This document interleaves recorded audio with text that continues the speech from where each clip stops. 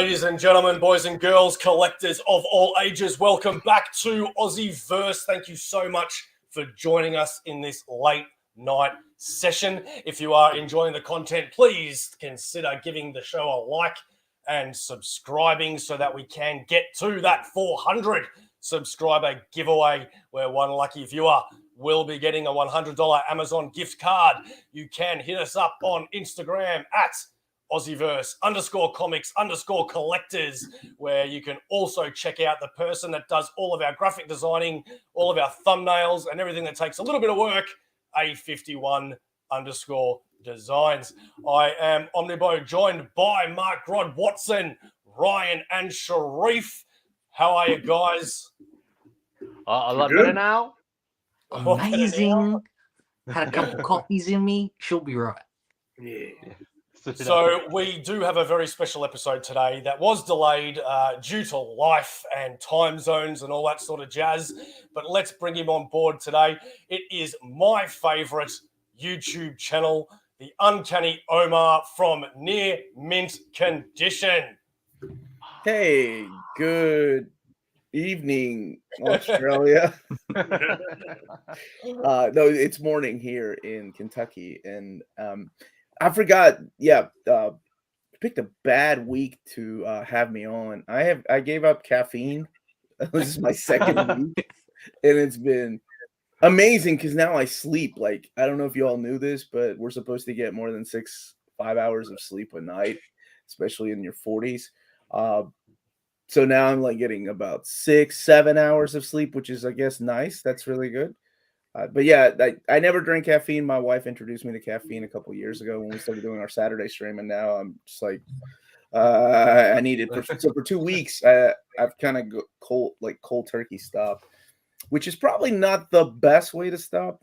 But anyway, we're here to talk about comics, I assume. Sorry, you didn't need to hear about We're here to talk about whatever the hell we want. Okay. Yeah, on the side note there, Omar. Yes. From Kentucky, are you a Bengals fan? We were talking this about backstage because it's just over the river. I've been to a few Bengals games, and I've been to a few Cincinnati Reds games. And am I a fan? No, not really. Kentucky sucks, so we don't even have a football team. We have college football. Let me tell you how crazy that is. Yep. These MFers here in Kentucky love their college sport. I mean, we're talking about kids competing, and people take it seriously. Like, not as serious as like European soccer fans. I have to call it soccer because you guys call it soccer. But like crazy, they get into fights over like a bunch of kids playing sports. It's nuts. But I was like you though. When I was a kid, I liked the colors of the Bengals. I thought they were really cool.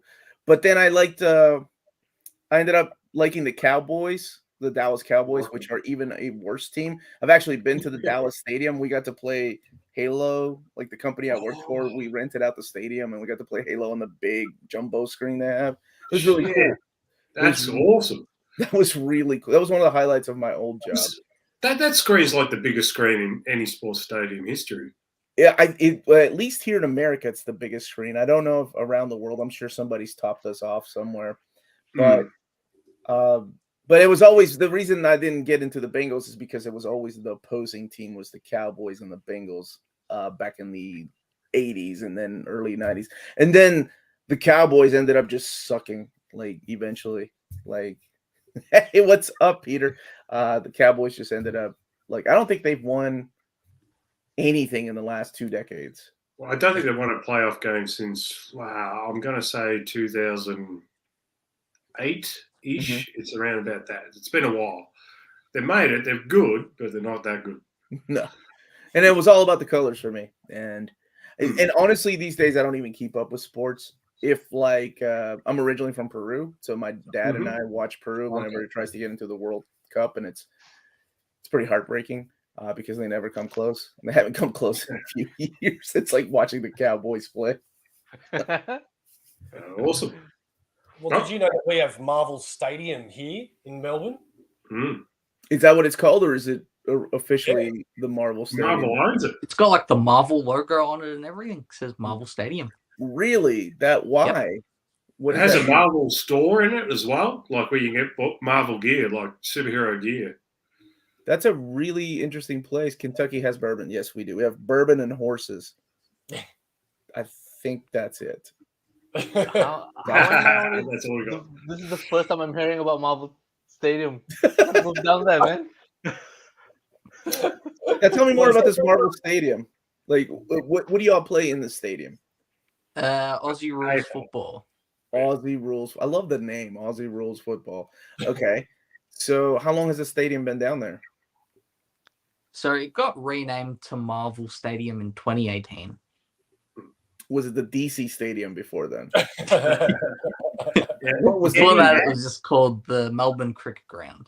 No, that's the MCG. So it was called Etihad. Etihad, yep. Etihad, and then it was called Vodafone Arena. I reckon way back in the day. Yeah. Yeah, it was certainly a trip for comic book Yeah, fans. Docklands as well. So yeah. Okay, that I don't think we have anything like that here.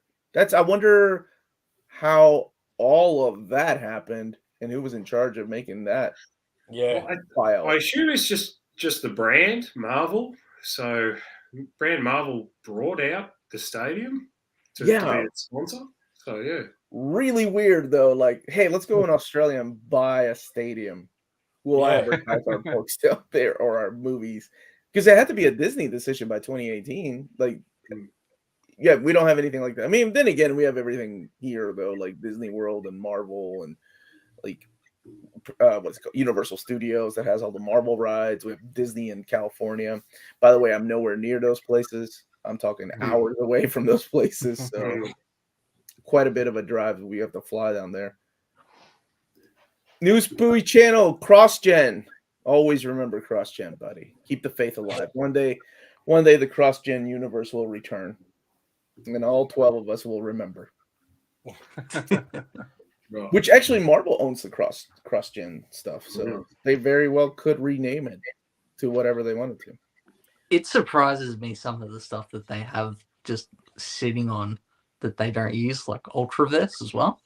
New Universe. Yeah, I'll talk about that sometimes. And I think part of that is because there was a creator that played a big part in that is kind of been excommunicated, if you will, because he's kind of a piece of trash. No, he is a piece of trash. He served in prison time for doing things, and he played heavy in a lot of the stories in there. But there were some great stories. I love the Ultraverse too. Even before the X-Men crossed over there with the Exiles and the Ultra Force Avengers. That was Paydays that did that. Yeah. So how has your move gone? It's been a couple of months now, hasn't it? Yeah. It's going. Still going. Still unpacking boxes. Still moving things around. Yeah. I remember when you showed on your videos how to pack a box. And I just thought to myself, man, that must be so time consuming. It was. That was 3 weeks, I think, of me and my wife, my brothers. Although unpacking some of the boxes, I could tell when they just stopped caring and they just started dumping books in there. Like, damn it. But it's going okay. We have like a garage full of boxes. There's still some things I'm missing down here, but it's going okay. It's slow, but I kind of figured it would be, you know. Have there been any casualties in the move? Yeah, my dust jacket to my X-Men Classic Omnibus, like that one got a little bit of some wrinkles on it now. There was something else that I found that I'm like, dang, that sucks. And it's always out of print books too. It's never like my copy of Trouble, anything like that I didn't want to begin with. Never anything replaceable. Right. Mm-hmm. Yeah, that's what I'm hoping does not happen to me. But I'm sure something will. And that's the reason why I packed my books myself. Luckily, I was only like 5 doors down the street. So moving wasn't there. Did you walk? Or Funny did thing you was, have a truck? 2 months before the move, I bought a new car that was much bigger, and I loaded everything in the back. So Good. That's smart. takes a few trips, but did the job. It's amazing how much you acquire, the longer you are somewhere, how much you're like, oh, I'll use that one day. So you just put the box up 10 years later, you're like, oh, yeah, I forgot about this. You're just putting it into the new house, and it's just going to stay in the garage for God knows how long. The amount you throw I away. once as well. heard someone say that you spend the first 40 years of your life collecting things, Mhm. and then the next 40 years just trying to get rid of them.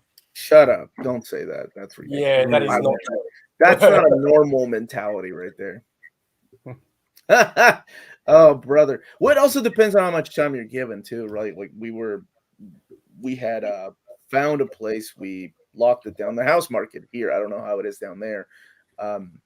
Or up there, depending on where the world is spinning right now. But the house market here was just insane for the last couple of years. So no, he does not. He said he's getting rid of stuff, man. I gotta hear him.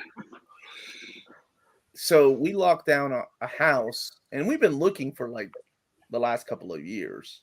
It was just a matter of waiting around, and then we were in our old house for 16 years, which was 9 years more than we had hoped to be there because life just happens. And That's a lot of memories there. Yeah, I mean, my kids. That's the only place my kids knew as home. But yeah, we locked this place down, and then we had to sell our home, and we were, just given a few weeks to kind of set up. It was rough. It was stressful. I mean, it's one of the most stressful things you can do in life. Like have a kid, and it's ranked up there as one of the most, because it's like it will define your relationship too, like how strong it is. Because, whew, there are a lot of fights. How's this crap gonna go? Like, Yeah, there has been a couple of fights, but luckily they've all been small and can get through them pretty quickly. Yes. Personally, nothing tests a relationship more than a game of Monopoly.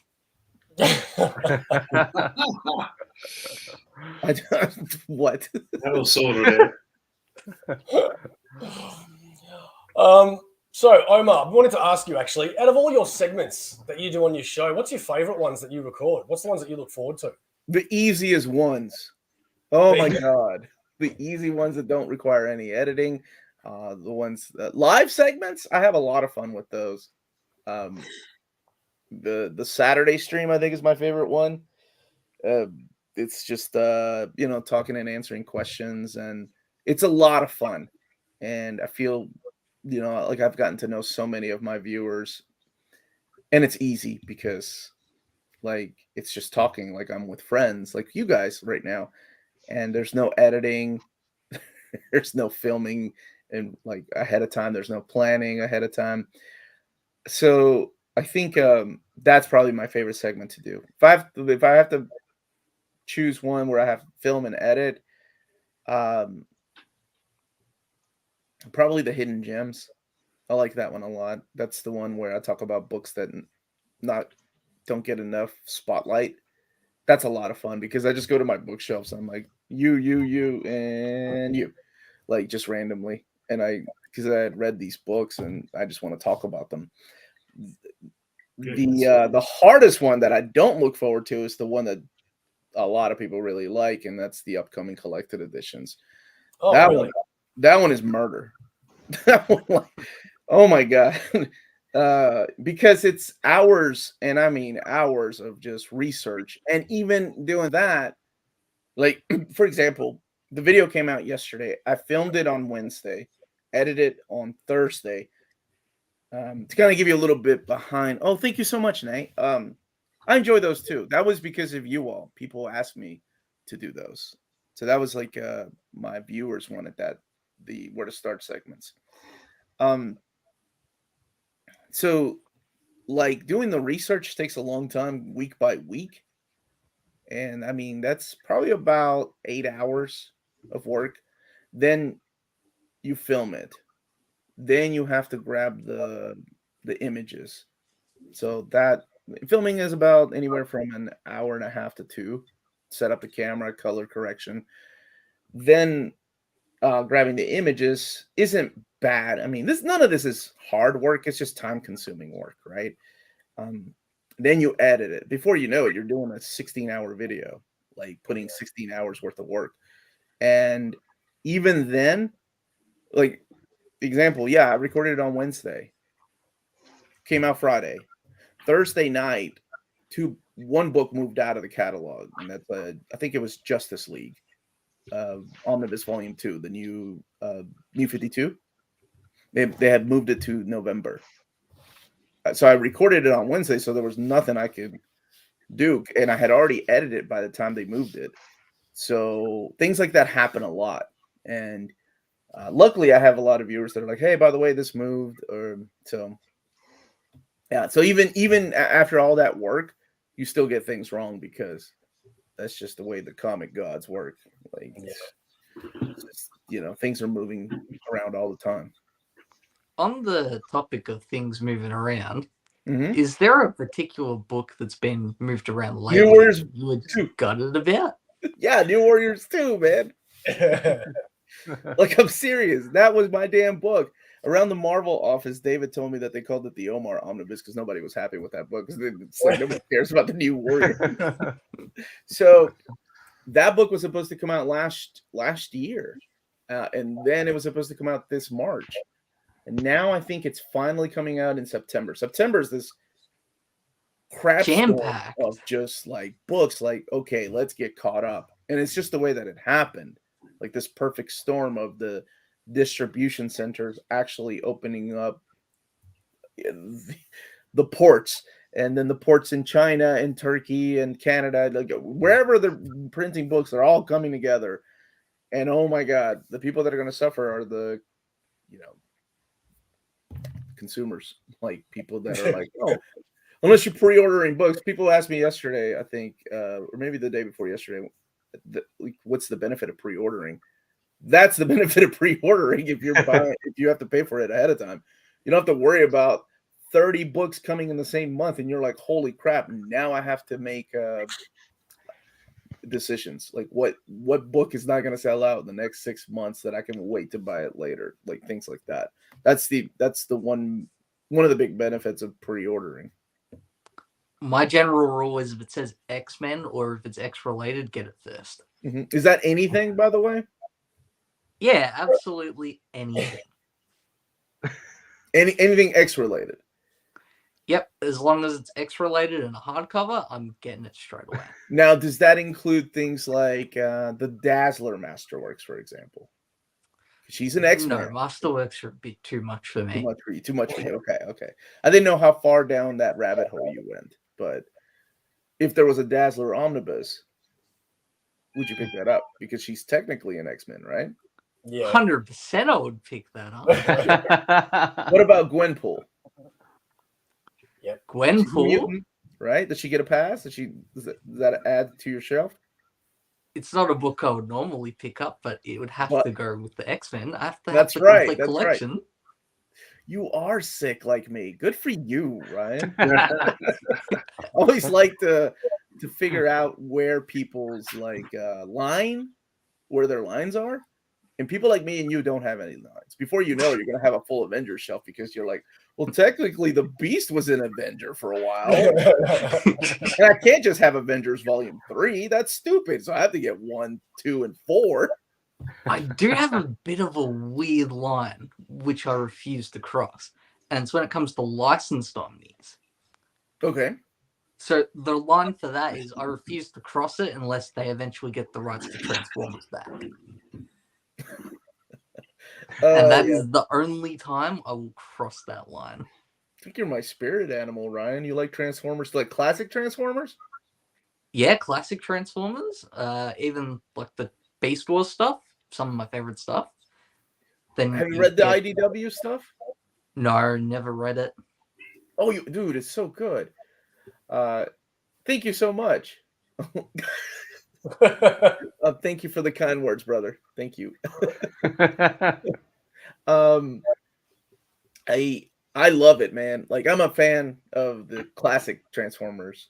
Like that was my childhood, and now I'm showing my kids Transformers, and it's a lot of fun. Like we watch the movie every year. The only movie in this household is the 1986 Transformers movie. That's the only Transformers movie to us. The IDW stuff is amazing, though. What they were able to do with these classic characters, and Simon Furman is there at the beginning. He wrote some of the classic Transformer comics, but then it's not until Phase 2 with James Roberts comes in and just completely switches up the game. It's so good. Like seriously, some of the best comics that. The only hesitation I had with it was when IDW supposedly lost the license.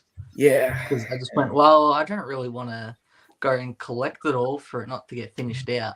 Mm-hmm. I mean, the thing is like each phase does finish out, though. Phase 1 finishes out that story. Phase 2's finished. I don't know if they'll get done with Phase 3. It doesn't seem like they're in a hurry because they're soliciting things like Sonic Volume 3, which I guess that's more important since you have the license to that.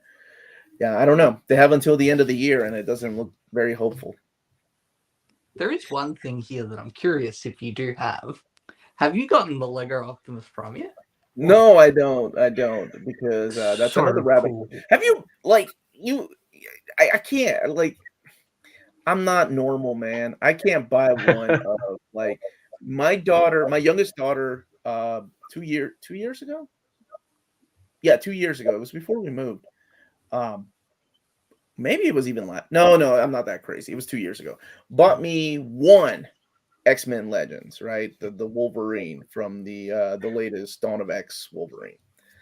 And I looked at her and I'm like, what have you done? Like a normal father would have done. Oh, thank you so much, baby. I'm gonna put this little guy up here next to my Wolverine Omnis. Like that's what a normal person would do. Me, I looked at my daughter and I'm like, what have you done? Because I now, as of today, have just every X-Men, and much like you in the way you think of books, that's why I was asking, and Gwenpool, Marvel Legend figure. Not every costume or variant. I have the stupid Sentinel. Like, what's wrong with me? Why couldn't I just be a normal person and be like, oh, my daughter bought me this Wolverine. She's sweet. She thinks that's she's my favorite character. I'm going to put him up here on the shelf and leave it be. Nope. The worst part about that is as well, the Wolverine is the one with no Build-A-Figure piece. Yes. That's why I needed it, because I had the Sentinel, the Tri-Sentinel. You may not know the cost of books over here. Was in a Sydney store today. Legion of Five Worlds Volume 2, that's the new one, was $275. Any chance you can get IST to do cheap shipping to Australia? God, I wish that could happen. But honestly, what would be better off if somebody down there could order books from Diamond, and I don't know if that's possible. Tell me a little bit about that, like the state of comics and books down there. Like, you guys have comic stores, right? You have a freaking Marvel Stadium, so I assume you have comic stores. And at comic stores, do they offer you like a discount? Like, oh, you get like 10% off. I don't know if you have a folder with us. Yeah, there is out of the 5 comic book stores or so that we have in Melbourne, there is one that gives you 10% off constantly. So that's great. Mm-hmm. But in saying that, in general, just because of the way it works, the price for things here is very, very expensive. So it always makes me rip my hair out when I see the American Facebook groups selling books for $75, $100 or whatever. And we're like, man, that would be like double the cost down here, you know. And it is what it is, but it's expensive. Now, is that what Jess was saying? Is that like real? Like, how do I put this? Is that retail price? Like, they take it like, I think that book is 150. Let's say it's 125 here or 150. That's the retail price. That's the ISBN on it. Now, is that the store that's making that decision, or like places like Amazon? Like, how is that? No, it's the store. I think we also have to give into the account of what the Australian dollar is to the American dollar. Mm-hmm. So $2.75 Australian is probably about 180 American or 190 American. I'm thinking. Yeah. So it's like the Canadian dollar a little bit, like in that. We're pretty much on par Canadian dollar, not far off Canadian dollar. Yeah. I am aware of that, Peter, because you sent me pictures. You beautiful bastard, and I'm very jealous. What he's talking? Do y'all know about this? The Hachette, those books, they have a connecting spine. Yeah. The connecting spine makes you get every book, even the crappy books. That's so smart. I'm surprised Marvel and DC hasn't adapted that. Oh, they have. Yet. Wait, on a connecting spine on like big books? Yeah. There's been a Marvel one going for 10 years, I think. Okay. Yes, those. I meant like Marvel and DC here in America. That they aren't connecting spines to make you buy the crappy runs. Yeah. Well, you need those Chuck Austin X-Men because that's the only place you're gonna find Wolverine on your spine. Send Omar to no. See, that's what I'm saying. So my mother-in-law collect. Oh, sorry to answer your question about. See, this is what happens when you ask me one simple question. I go on a tangent about something else that you didn't ask. I don't have the Optimus Prime. My mother-in-law asked me if I wanted it, and I said no. God bless you. Thank you. She had bought me a Batmobile the year before that, like the classic '89 Batmobile from the movie, which is freaking amazing, by the way. It's a beautiful book or a beautiful freaking Lego. Like it's crazy. And my kids and I put it together. We have fond memories. I put it up, and I'm like, okay, no more Legos because I know I'm going to go down that rabbit hole. Because I saw the little Marvel that she has. She's a big Lego collector. So like she has the helicarrier from Shield, the Shield helicarrier. She has the Millennium Falcon. The only one she's missing from Star Wars, honestly, is the big Death Star. She doesn't have the Death Star. Yes, they do, man. I'm with you. How you doing, brother? But can you imagine like that? I think connecting spines would really start. That's when you see your collector versus reader like come out, because a true collector will have that beautiful spine and have all the entire crappy run of whatever title it is all on their shelf. A reader would be like, no, I'm just good with the classic stuff, and I'll have the Chris Claremont X-Men, and I'll just leave it at that. Even though you're missing some of the spines that connect this beautiful picture of X-Man by Alex Ross. I'm assuming that's who they would choose for the spines. Omar, I need to get your opinion on a little debate that we had the other day. Okay. What are your opinions before you ask me, does that stupid covers? Optimus Prime transform? Wraparound covers on Omnis. What's your opinion? Oh, I was asking you a question, Ryan. Does that Sorry. Does that Optimus Prime Lego transform? Yeah. God. You go into a truck. There you go. Another one. Turn into a truck as well. Yeah, that's great. Keep that out of the shot. I don't need that. Do I want wraparound covers? You're talking about like what is your opinion on it? Do you like them? Do you find them aesthetically pleasing? He's talking or about are you like me and absolutely despise them and buy covers that don't have them?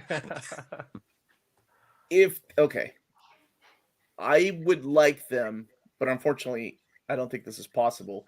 If they could find a perfect place for the spine. Like, I think I don't know why I went with this one, the DC villains. Yeah. It's good because it has all the villains on the cover, and then you have Joker on the spine. That lays really well. But then you have things like, what's the image that I'm thinking about? Heroes Reborn. Yes. Where obviously they're like, holy crap, this is a wraparound cover. How are we going to... There's nothing here. You're going to cover up Sue's face. So, like, I was thinking of that, the big debacle with Jason Aaron's Thor. Sharif, have you got right? that? Like, Jason Aaron's Thor, when I announced it, first of all, did not have Ezad Ribbage wraparound cover. And then, because so many people complained, I was told Marvel, and they were like, yeah, okay, we'll change it. So they changed it to the Ezad Ribbage cover, and everybody's like, yay! And then they saw that it wasn't a wraparound cover.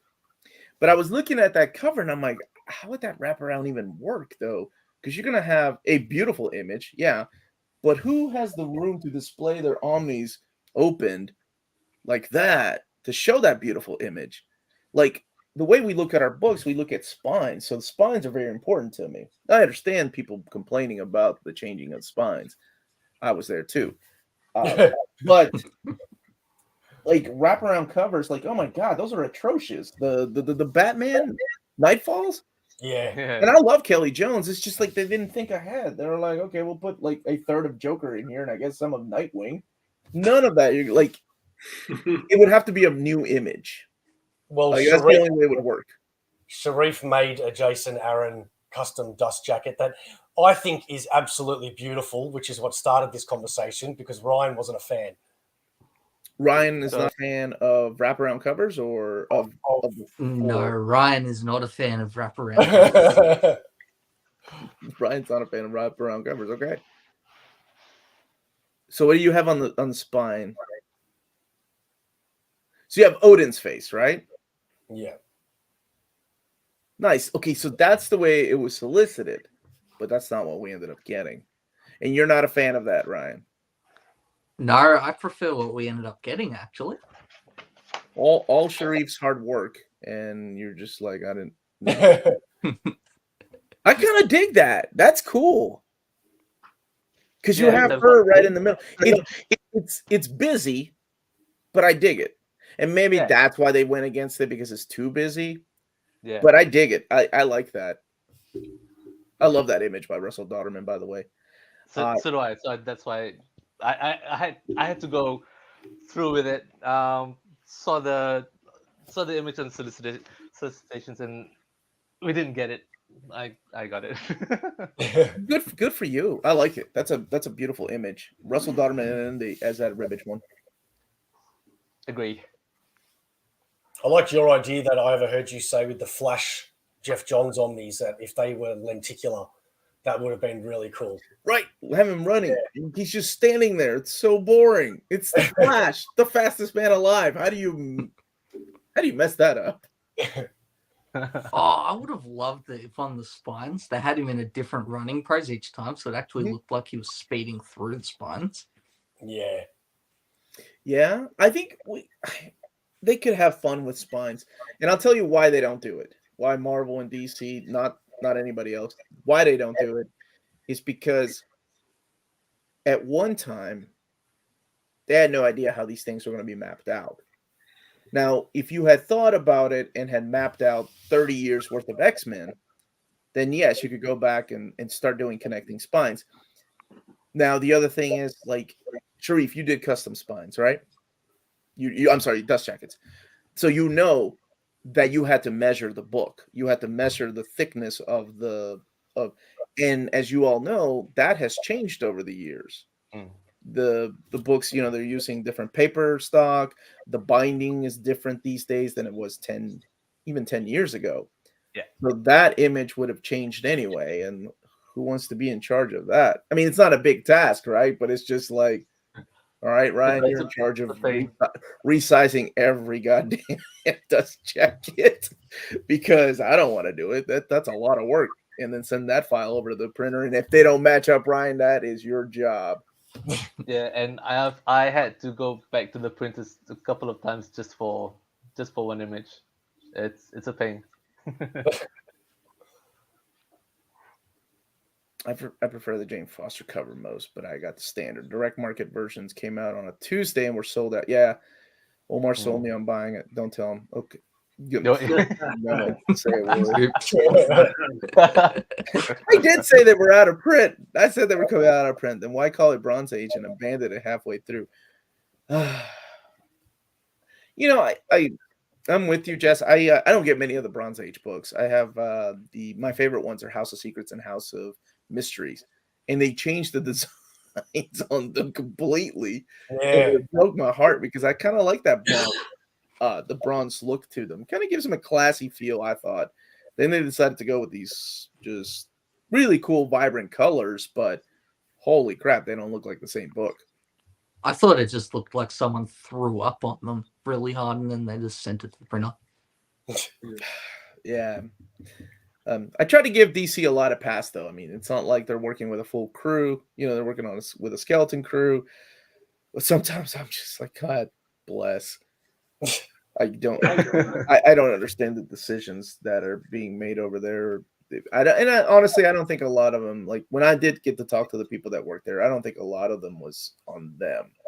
Like their collected editions department is different than Marvel's. I think to them, they still answer to a board of directors or somebody that has never opened up a damn comic book. So I think They that's seem to be getting a little bit better though, giving Yes. the people a little bit more of what they want, like with Wade Flash and Denny O'Neil question. Yes, and which is a weird move because then we have like Sandman Mystery Theater coming out in compendium format, which it's Sandman. Why don't you just put it on a hardcover and call it an omnibus? But I'll take it, I guess, for now as a placeholder until an omnibus comes out. Now, you said earlier, so Marvel didn't used to map out their books ahead of time. Do you know if now they do, by any chance? I think so. I think now they have a bigger plan. I don't know about DC, but I know now they have a bigger plan. I'm not happy about that either. But what are you gonna do? I mean, it's the world we live in. We've been waiting for patio furniture now since March, so it's not just books. It's everyday life. My I grocery had a store, question my for you. grocery store doesn't have broccoli. And I'm not crazy about broccoli, but they're like, we don't have broccoli, nor do we expect broccoli for the next 2 weeks. Well, our That's iceberg the lettuces are like $20 a head. So there you go. I had a question for you, Omar. Yeah, bro. So, what made you get into this? What made you get your channel up and going? What inspired you to start doing this? Start putting out content, or was it just something you just came up with, or? So I collected comic books, like just single issues, for most of my life since I was 7 years old. Yeah. And I went through what people would call some of the rough patches in the 90s. And I stopped collecting about 1996. I was working at a comic book store when I stopped collecting. I just got more into manga and more into, and then eventually I left that too to, I don't know, pursue other hobbies. You know, you get to be a certain age, you want to have a better looking car to go and take girls out on dates instead of showing them your comic collection. I don't know. I guess it's like a coming of age thing. I don't know. So I kind of left comics for about, since Onslaught is what did it for me. Oh Lord, and God bless you all if you enjoy Onslaught. Ryan, I'm sure loves Onslaught, but Sharif, okay, you get a pass, so that's okay. So I left the world of comics when that happened, and I didn't come back until Grant Morrison's New X-Men, when a friend of mine was like, dude, you need to read New X-Men. I know you haven't read comics in a long time. And I'm like, I don't know. And at that time I was going through something personal. I was in the middle of a divorce. So I kind of needed to occupy my mind, and I enjoyed comics when I was a kid. So I'm like, yeah, let's go revisit old friends. And that's kind of what it felt like, even though these old friends were now like they were wearing leather outfits, and Scott was like with Emma and Jean, and still it was that drama that kind of hooked me. And it wasn't until Joss Whedon's Astonishing X-Men that I did come back, and I'm like, okay, now it feels like coming home. Because that first issue really means a lot to me that he did, with like Kitty Pryde walking through the mansion with all the memories of her and Colossus. Oh, I thought that was so beautifully done.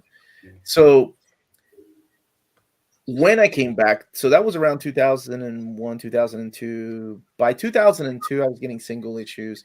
And then I'm like, I'd like to catch up on things. And I started noticing this world of trade paperbacks. Like, I had a few trade paperbacks in the 80s and 90s, but it was only like, it's crazy to think about that time because it was only like one or two books. Like DC only published like Watchmen or Batman Year One in trade paperback format, and that was about it. Marvel, the same thing. Maybe you get the Death of Captain Marvel or the Dark Phoenix or From the Ashes, and that was it. And now it seemed like they were collecting more of the classic stories in these trade paperbacks. So I started picking them up, and I wanted to get into Superman because I had missed so many years after the light. I think I left when he was Blue Lightning Superman, right LA. Yeah. So I started getting those, and I started putting together, like, I want to read these in order. And I realized, holy crap, there's a lot of missing issues, but I'm like, I don't care. I want to read these in order. So I started doing that, and I started kind of writing down my books that I started doing, like, to read in chronological order. And honestly, when I started doing the YouTube channel, I did it with my friends first. and it was a different kind of vibe. It was a different thing, and I kind of wanted to spin off and do my own thing, because the way that I saw it was like, I really wish I had a video when I was starting to collect these books that showed me where to put these books on a shelf, because it was a nightmare to figure it out on my own. I had to like write things down, and now I have it on a shelf, and I'm like, I'm gonna take these books off my shelf and show people how to do this, like in case they're wondering, because I know it was a pain in the butt to do it myself. So that's kind of the video that made it my channel pretty popular. That and my haul videos. Haul videos, no matter what, always do well. But with that, it was a little more of myself in there going, okay, this is why I decided to put this here. And this is why I think you should wait to read this. And more of that, like, started being put on the channel, and I kind of spun it off into what it is now. You know, the idea was never to do this full time. I guarantee you that. I never went into this thinking, you know, I think I'm going to make a living doing this. I'm going to give up my career of being in IT for 20 years and be a YouTube sensation. I'm 44 years old, and I never thought that's the way life would take me. Like, but it just happens. That's what happened. Like, you know, lost my job. It wasn't my choice. And it was difficult to try to find something around that time. Like in 2020, you know, everybody was suffering. A lot of people lost their jobs. So it wasn't like a pity party for me. It was just like, what am I going to do? So I applied different places, and yeah, nothing for like 4 months, 3 or 4 months. It was bad. Yeah. But I was also doing this full time, or in, you know, not full time, I'm sorry, but I was doing this every day. So that was really hard to like put that aside, you know, that depression or whatever I was going through, and focus on giving positivity back. And I think, yeah, that's kind of when it hit me, like around October. Lost my job in July, and in October, that's when the whole Marvel thing started coming around. Like they were, David, my who I consider a friend now, like was like trying to get some kind of like sponsorship for a couple of videos a month. And looking at that and look, oh my God, like that's another hour of a conversation. Like that, dealing with, they gave me a contract, and the contract was pretty much like something that they would give like a multi-million-dollar company that makes commercials for like the Super Bowl. Wow. And it's like a 64-page contract, and I'm like, oh my God, they want me to get they wanted me to get like a $5 million insurance plan. I'm like, I'm a guy in a basement that makes videos. I can't afford that. And so we had to rewrite that contract. It was crazy. It was crazy, but it actually worked out. And that's kind of what got me here, because of that. And then YouTube, and then we started Patreon and tweaked up things. And yeah, it's been a crazy ride. But it all started because I just wanted to kind of help people, guide them through these collected editions in the way that I wish someone had guided me when I was first collecting these 20 years ago. Because I always thought, you know, it'd be cool to have bookshelves instead of my single issue long boxes. I'm proud to show this. This is cool. My single issue long boxes. I'm like, wait, right there. Let me show you this cool issue X-Men. Got to grab them out of a freaking closet. Go through. You know, there's something pleasing about spines, and just look really nice.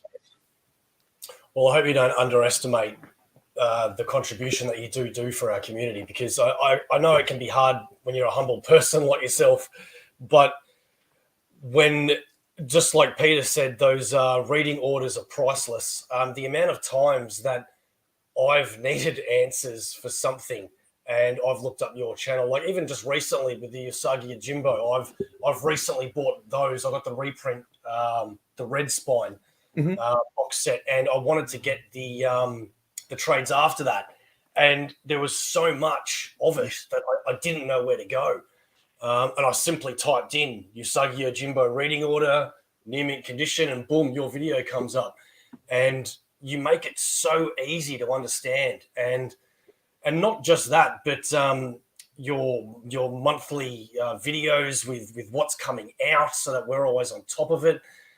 You've got your beautiful family that making videos and joining it, and they legitimately love being a part of it. You can tell that it's not something that dad's turning around and being like, you have to be in this video and make it. They actually love it. It's just amazing what you've created, and it's really, really cool, man. Dude, thank you so much, seriously. Because doing it yourself, right? It's kind of the hard part is that the payoff is the Saturday streams to me, right? Like where people get to talk, where I get to talk to them like they're friends. Because I don't have a work team, right? It's just me that does it all. I film, I edit, I read, I research, and it gets lonely, right? Because you're doing it all yourself. You're behind a computer screen. You have no team to talk to. So if you have a bad day, you can't like go out and drink with your team to complain about the day. And I don't drink by myself. I'm a social drinker. So it's just like if I have a bad day, I'm like, oh, that sucks. So I got to truck on and keep. So thank you so much for saying that, brother. That means a lot. Yeah, I do have my oldest daughter now is a teenager, so so it's gonna be weird when I'm like, she's gonna be that teenage phase of like, oh my god, my dad wants me to do a stupid video with him. I hope it doesn't happen, but yeah, I am very lucky. Officially crossover. Oh my gosh, I hope so. What's a crossover that's just begging to happen? Wolverine versus Predator. I think it's just a matter of time. Yeah, it's a matter of time. They're showing up on covers, right? With ongoing covers. Yeah, I think that's gonna happen. Yeah. But Punisher and Predator would be awesome. You got no idea. Like, yeah, I think before Sharif and I, especially because I talked to Sharif a lot about these books coming out, we were getting books here and there, but now I don't know if I should say I'm proud to say, or I'm a little crazy to say, but I'm literally buying every single Marvel Omni that there is. And yeah, my partner accepts it, and that's all that matters. That's wonderful. You have to have somebody, right? Like somebody that has your back. Yeah. And that's true, because out of every partner I've ever had, they usually just put up with it. Yeah. But this one accepts it. Lock it down, man. Lock it down. I'm not telling you how to live your life, but they're not easy to find. I would love to interview the Hernandez brothers. That would be awesome. I'm waiting for Marvel to let's see. Yes, I would love to. I'm a big fan of theirs, so thank you. So I'm getting caught up with the comments here. Sorry, Josh. Is she in the chat? Yeah, this is my part, and yeah, I am locking that down. Thank you. Okay. Oops. Do not take life advice from me. You can take your reading order advice from me, but do not take. Well, actually, it's funny because at the moment, Omar, I have one room of all my comics, wall to wall. And when I showed her your video of all your comics, she's turned around and looked at me and she's like, "Is this what you're aiming to get to?" And I'm like, "Well, part of me is a yes, but those room tour videos." I look forward to them. Yeah. People use my room tour videos to show their significant others. See, it can always be worse. I can be this guy. So I'm okay with that. I'm okay with being known as that guy. That's like, look, he's a lot worse than I am. 70 Omnis, my brother, 3 or 4 or 5 years ago. Woo! Yeah, I've been collecting them since day one, and I haven't stopped. Which is crazy. I've upgraded, and it's great. At what point do you decide to upgrade a first print to one that's later? Yeah, that's such a good question, because I still have like my X-Men Uncanny, because that one's signed by some people that are no longer with us. So I don't know. Oh, thank you so much. That's a hard question. If I tell you when they do it, when they get me, it's whenever they remaster it. So like the new Fantastic Four Volume 2, they went back and remastered every page. And I'm like, oh, you bastards. Because I didn't want the new spines. I was happy with my old spines. Now I'm like, well, it's new spines street for me because I gotta get those. Like that's how I gave away my old one. But yeah, that's how they got me. Do So you know if the new printing of Daredevil by Miller will have the new files? I assume they will. And did you all know? I know you guys are Omni's collectors, but I did announce they're reprinting the Marvel Masterworks from Volume 1. Every one of those are gonna be remastered, the new printings. So they're going back and doing like the color touch up, like proper color touch up, not just like, ooh, we have a fancy computer. Let's see what he can do with color separation, point and click. I'm talking about like going back to as close to the original colors as you can. That I know while we are omnibus collectors, that it means the world to us years later when they're like, okay, we're reprinting Uncanny 1, but we're using the new masters. And that's when those bastards will get me because I'm like, oh, but I was keeping my book. So, yeah, I may keep that one and that one alone. Before we go into any more questions, we'll just have a quick word from our sponsors at Comx. This show is sponsored by the Comx shop. Check out comx.cx for all things Comx and find out what Comx is all about. Then head over to comx.shop to pick up a variety of Australian comics from multiple creators and publishers, all for one flat postage rate. We hope you enjoy the show. So we do have another question here from Jez. Oh, the paper quality in the Fantastic Four 2? That was done at the Donnelly printer, which tends to have thicker paper than I assume you're meaning the iMac printer. But even the iMac printer varies in the paper weight they use. My Lord, I never thought in my 40s I'd be talking about how thick a paper stock is. But I do it in all my videos because I realize some people are like, oh, I need to know what kind of paper it is. I have some bad news about that, actually. So now that it's out and about, like Conan, the Conan license went over to Titan now, and that was to answer Jess's question first. No, it didn't affect it. Like it used obviously thinner paper than they used 10 years ago when the first printing came out, but it was still thick enough for me. I was good with it. The Conan thing is just a misfortune. There were a lot of things that went at play that license wasn't supposed to be even renewed until I think 2 years from now. So they were having enough time to go ahead and finish it. So Conan, for example, like they had to work weekends and nights, like pull all-nighters to finish out remastering Conan the original Marvel years. So we are very lucky they're finishing that. We're going to get all 10 volume 10 will be the last one. King Conan and Savage Sword, unfortunately, not so much. And it sucks because like it wasn't the collected editions department. It was pretty much lawyers and the estate of Robert E. Howard that made decisions and pulled out when things weren't finished yet. And breach a contract, and that will terminate things early. So it sucks because the people that lose are us, the fans that have been getting them since volume 1, and we're hoping to get the entire set, and that sucks. So I love Titan Comics. I think they've put out some wonderful books, but it's going to be really interesting to see the route they go with these collections now, because Disney has the money to put into it, because it's not cheap to remaster these things.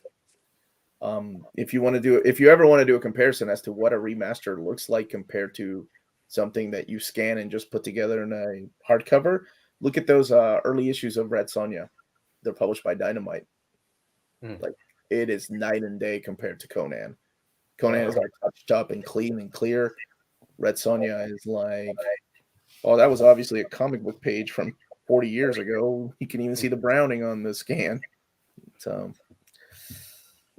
Yeah, it sucks. I was heartbroken about that one. Mm. Wish I had better news. No, fair enough. Transformer titles. Not sure. So if you, what's the Marvel movies and TV shows that you've been enjoying recently? Are you like myself that nearly just enjoys everything because it's Marvel, or do you have favorite ones that have been out lately, like Moon Knight, Miss Marvel? I liked Miss Marvel. I was actually talking to a couple of my friends about it because it's rare these days to see a family not get butchered and drive the purpose of the superhero, right? It's like every superhero's origin involves the death of an uncle or a parent or a sibling or a loved one.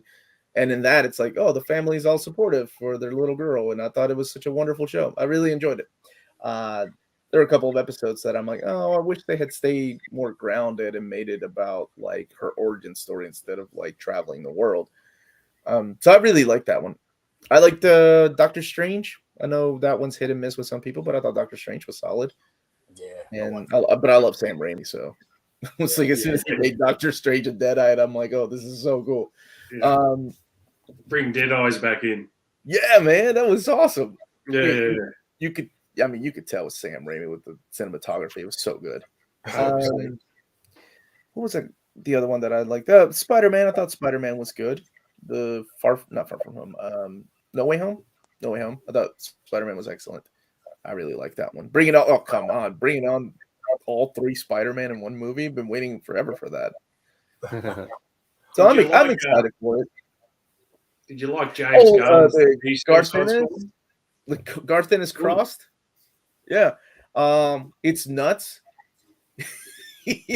Like the thought that I don't know. Sometimes I think it's just too silly that I'm like, okay, Garth Ennis is just trying to top what he did in Preacher and The Boys with Crossed. And it just kind of goes way over the top for no reason at all.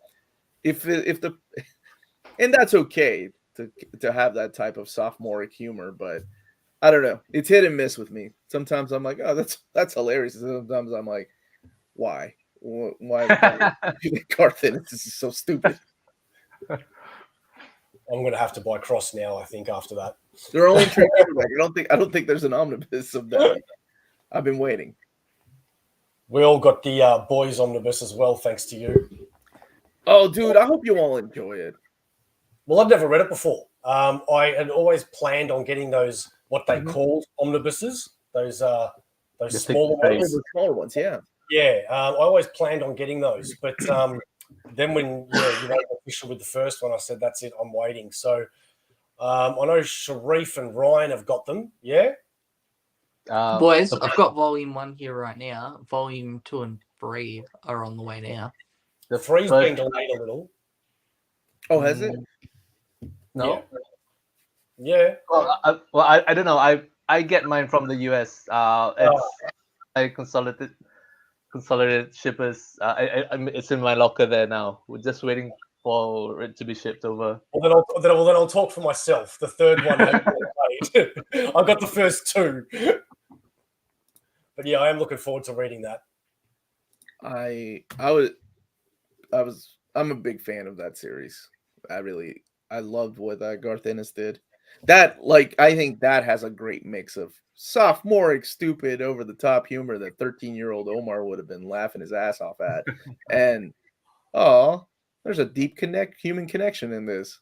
That's a really good way of doing it. It's got layers. And that's what I appreciate about comics and stories. Got a couple of questions here. What's the most disturbing and messed up thing you've read? Is there worse than Preacher or The Boys? Fill us in. I mean, it depends on your level. I can take a lot because I was a weird kid. Let me just tell you, there was shit I was watching that I should not have been watching. And then I got into the bootlegging years of VHS and strange things that people were into and selling them at flea markets and shows. Human Centipede? I've seen a lot of weird stuff. What's that? Human Centipede? Yeah, that's kind of even that isn't that bad. So I've seen Just a bad movie. right. So I don't know. I guess it depends on. I tell you what, man. I'll be honest. I think for me, I don't think anything can recapture that feeling of intrigue and being horrified and feeling dirty for semi enjoying this. And I don't know what my brain was thinking. And that is in Berserk. There's one part in Berserk that I'm going to tell you what, like every time I show that part to like somebody, I love to see their reaction. And I'm not going to talk about when it happens or where it happens, but there's one specific part in Berserk that is game changing to me. And my wife's reaction, because we watched the movies, because I'm like, oh my God, they're going to go all the way through. She was just like destroyed. Like she was like praying. And like I felt kind of bad because I was like, she was like crying and praying and horrified. And I'm like, yeah, still gets you. That's right. That, like that's how I felt about that. So I don't think anything has, I mean, things have come close in comics, but that recapturing that magic of feeling it for the first time or like being part of that story for the first time, oh my God, like there is no way to describe it. And I love people's reaction that is still happening. This happened to me like in 1998, and I don't know how many years, like 20 plus years later. Holy crap, people's reaction to that is still the same. Like, I don't know how I feel. And that's kind of how I judge my friends, like whether they're like, oh, I liked it. That was brilliant. And others are like, oh, that's too much for me. I'm guessing, Ryan, you know exactly what he's talking about. I think I do. Are you talking about the end of the Golden Age arc? Of course I am. Yes. Okay, I want to ask: is this in the first 5 volumes? Because that's all I have, and I haven't read it yet. In hardcover format? Yeah. Oh yeah, yeah. All right, excellent. I'm not going to tell you when, but it's in there. Because of your channel, there are things that I have bought that I don't know, 10 years ago, Bo would never have even looked at. And you've really spread the wings where it used to just be Marvel and DC. There's a lot more manga and even things like, I don't know, Sunstone, for example. I saw your review on that. And the art in that is just beautiful. Animosity. There's just heaps of such good work there. Now I'm on a Brubaker kick, actually, thanks to my friends here in this chat. And I've been buying Criminal and excellent. All sorts of stuff. Yeah, it's really, really cool, man. I just finished Reckless. That's fantastic. Yeah. It's hard to judge what like his best work is to people. I think Criminal is just amazing. I love Criminal. It's my favorite thing Brubaker did. Definitely not Deadly Genesis. It sucks when like your favorite franchise and one of your favorite creators meet and you're like, well, that was disappointing. Not a fan of Professor X getting character assassinated? That was so bad. He didn't even buy me dinner. Oh, it was so bad. Yeah. Didn't call you the next day? No. I will say the Rise and Fall of the Shi'ar Empire was fun, though. Like, that was stupid fun, but I liked it. Yeah. So what's your favorite omnibus coming out that you're looking forward to? I'm guessing it's $20.99, but if it's not that. Not anymore. Because I saw the list for I actually have to work on some announcements. And there's one that I'm very excited for to get to announce. Well, I purposely haven't bought the John Byrne Superman hardcovers yet that Ryan has behind him. I really want them, but that was your number one. So I'm holding out. I'm usually not the person that holds out. And I usually just buy whatever format they're in and then double dip and sell the old format. But this is one that I'm waiting for. So I hope that comes eventually. I hope so too. And I hope for your sake that it comes. Because people are I was like that too. I was like that. I used to have a rule about oversized hardcovers. Like if an oversized hardcover has been around for 3 years and there's no sign of an omnibus, then I'm gonna buy the oversized hardcovers. Yeah. And I stuck by that. I did that with Superior Spider-Man. And look, finally 10 years later, we're getting Superior Spider-Man omnibus. So I got a question for Omar. Say someone coming new to the comic book scene, where would you suggest a starting point or suggest what they should do? Because it's very, as you've just mentioned before, it's very complicated where to start, what order, and how do I, dive into the universe, because we all want to dive into the universe because that's the best thing about comics. We get into the universe and stuff like this. Where would your recommendation be, say, a new comic book reader to dive in and sort of start, whether it's Marvel, DC, or another? Oh, that's a hard question. it's a hard question. But personally, because I reckon we'll all have different answers. Yeah, and it's easier to answer now. And that's why I started. That's why I hesitated to do Where to Start Reading series, because I was always under the mentality of like, well, my first issue of DC Comics was Crisis on Infinite Earths 8. Yeah. I was thrown in the middle of this. I don't understand what's going on. Or Uncanny X-Men 168, or Amazing Spider-Man, the one where he fought the Juggernaut. Like, I was okay with like that time going back and getting back issues and filling in those missing gaps. But we do live in a different time now, and it's so much easier. It's so much more accessible than it's ever been. We have collections that people can go, oh, okay, I really like Superman. Where do you think I should read Superman? Back then I had to suggest single issues. So I think. Do you think, going off that, do you think that maybe it's what character you're into and then start at that, maybe? Yeah, because some characters will click with you, some story will click with you. I think, Marvel, maybe things like Ultimate Spider-Man might be an easy one for people to get into. I think it's a good jumping. I hate to use the term jumping on point, but it's a good place for people to begin reading about this character and then realizing, oh, this isn't even the real Peter Parker. Crap, who am I reading about? And then they could jump onto the 616 train. They won't have a choice because that line ends up ending. And for DC, probably Batman. Batman Year One. I think that is a classic origin story. It is a good, timeless origin story. If they're into superheroes. I mean, and if you don't want to go the superhero route, there's always things like Watchmen or Neil Gaiman's Sandman. But Sandman takes a little bit to get into. Yeah. Yeah, that does. Gentlemen, I got time for a couple more questions, then I do have to bounce because I gotta get ready for my show. So thank you again for having me, though, before I see myself out. No, that's fine, mate. Thank you very much for joining us, and thank you so much for coming back after the it's okay. Last time. That was my fault, man. Time. What time is it right now over there? Right now it is nearly midnight. Quarter to midnight. So still kind of early. You guys still kind of partying, right? I'm trying to wake up.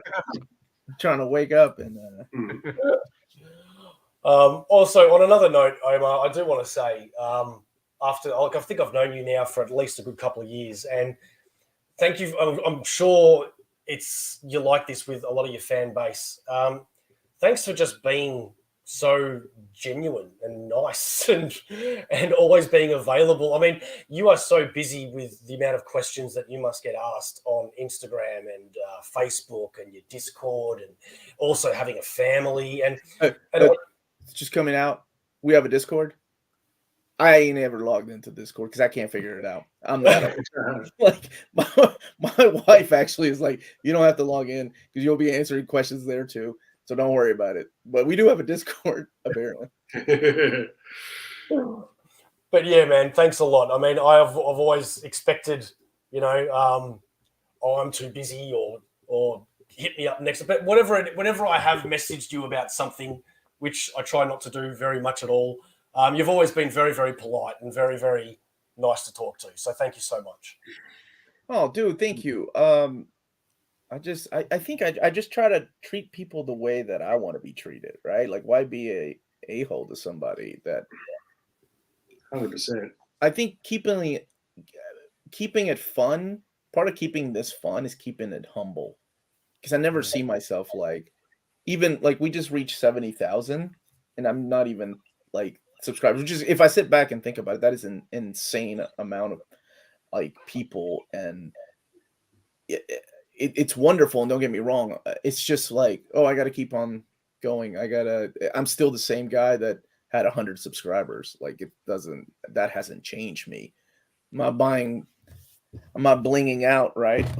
Like, I'm still making the same type of videos. My equipment has gotten a little bit better, but it's still me. I still don't do any scripts. Like, people have asked, like, why don't you do scripted stuff? I'm like, I don't think I can. Like, no, that's not me, right? First of all, that's a lot more work writing things down. No dice. All right. And we'll end it there, guys. Is there anything else you want to say before we do part? Just a big thank you, man. Thank you guys. You guys are wonderful. I love coming on your show. Everybody here's so nice and teaching me Thank things. you for convincing the Todd father for those Spawn reprints. Yeah. Just a quick one. Quick Wolverine suggestion run. Mm-hmm. Oh, you want a quick Wolverine suggestion run? Yes. It never got better than Larry Hama's run on Wolverine. I love his run. I think he's a wonderful writer, and overshadowed, of course, by the greatness of Frank Miller and Chris Claremont's miniseries, or Weapon X by Barry Windsor Smith. But oh my gosh, when he was with Mark Silvestri, like those first 31, 32, 33, 34, the first year they were together, all the way up to issue 50, there's hardly a miss in those. There's so many good stories. But my favorite single issue is still issue 34. I love issue 34. I don't think anybody else's favorite issue. I don't care. Hunter in the Darkness. I love that story. I think it's so awesome. But that's my suggestion. But yeah, most people probably say Wolverine miniseries by Frank Miller, and it's wonderful. And Claremont, Weapon X is solid. Wolverine Origin, not Origins. Yeah. Right. Awesome. Thanks. And this has been the Uncanny Omar on. Oh, I'm a little starstruck still from AussieVerse Comics and Collectors. Thank you so much for joining us. Please go, if you aren't watching his channel for some reason, the link is in the description. So please go check it out. He uploads videos every day, and they are absolutely fantastic to watch. And as usual, AussieVerse is what, Mark? For life. That's right, for life. All right, we'll catch you next time, guys. Thank you very much.